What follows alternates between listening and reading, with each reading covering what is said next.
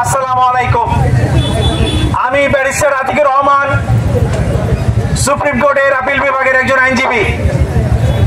বিগত 17 বছর যাবৎ আমি এই আইন পেশায় জড়িত। এই ফ্যাসিস্ট সরকারের যে সময়টা, সেই শুরু থেকেই আমি বাংলাদেশে এসে লন্ডন থেকে লেখাপড়া শেষ করে এই মাটি ও মানুষের টানে আমি বাংলাদেশে ফিরে আসি।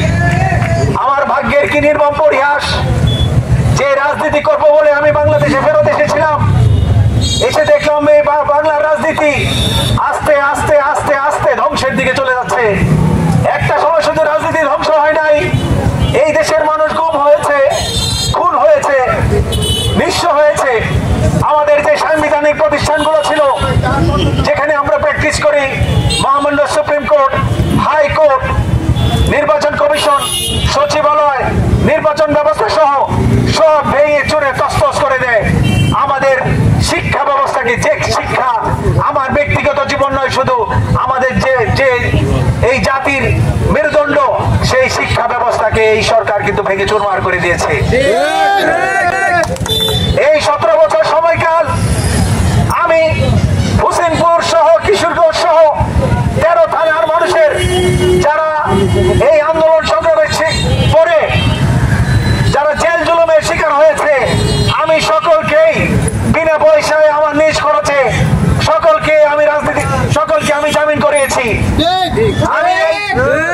আমি আমার জেলা সভাপতি, সেক্রেটারি, সাংগঠনিক সম্পাদক, সিনিয়র জয়েন্ট সেক্রেটারি সহ ছাত্রদল, যুবদল, স্বেচ্ছাসেবক দল, শত শত নেতা কর্মীকে আমি চিনি না, জীবনে দেখেও নি, তাদেরকেও আমি জামিন করিয়েছি। আমি খুঁজি না এই ছেলেটা কার কি লাগে, আমি স্বার্থের দিকে তাকাইনি, আমি মানুষের পাশে দাঁড়িয়েছিলাম।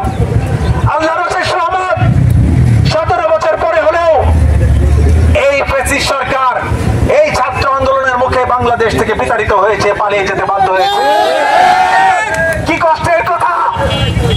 আমার ভাইয়েরা প্রায় দুই সহস্র মানুষ এই আন্দোলনে কিন্তু আত্মহত্যা দিয়েছে। হাজার হাজার লক্ষ লক্ষ নেতা কর্মী, সাধারণ জনগণ, ছাত্র জনতা কিন্তু আহত হয়েছে। আমরা যদি প্রকৃত মুমিন হয়ে থাকি, আমরা যদি মুসলমান হয়ে থাকি, তাহলে এই মানুষগুলোর প্রতি যারা নিহত হয়েছে, আহত হয়েছে, বঙ্গুত্ব বরণ করেছে, তাদের প্রতি আজীবন আমাদের কৃতজ্ঞ থাকা উচিত। এই বাংলাদেশের সার্বভৌমত্ব কিন্তু হুমকির সম্মুখীন হয়ে গিয়েছিল।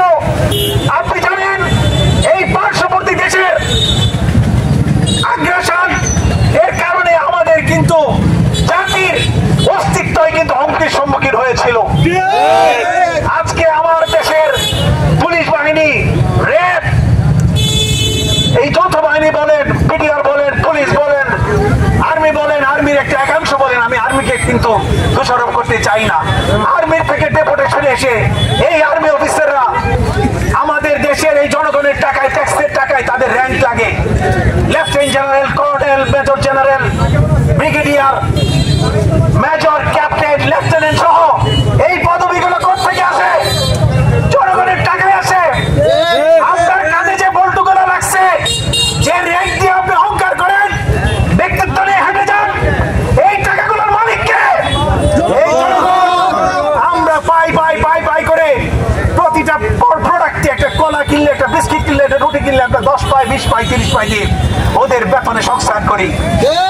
আজকে এই বিপদগামী অফিসাররা দেশের সার্বভৌমত্বের প্রতি না থাকিয়ে, আমাদের মা বোনদের দিকে না তাকিয়ে, রাজনৈতিক দলগুলোর দিকে না তাকিয়ে, তারা কিন্তু আমাদের দলের নেতা কর্মীকে, অন্যান্য দলের নেতা কর্মীকে কিন্তু তারা খুন করেছে, গুম করেছে, এবং অনেক দামি দামি যারা এই দেশের রাষ্ট্রের পক্ষ ছিল, ইলিয়াস আলী সহ অনেক নেতা কর্মীকে তারা গুম করেছে, খুন করেছে, আজকে পর্যন্ত খুঁজে পাওয়া যায় নাই।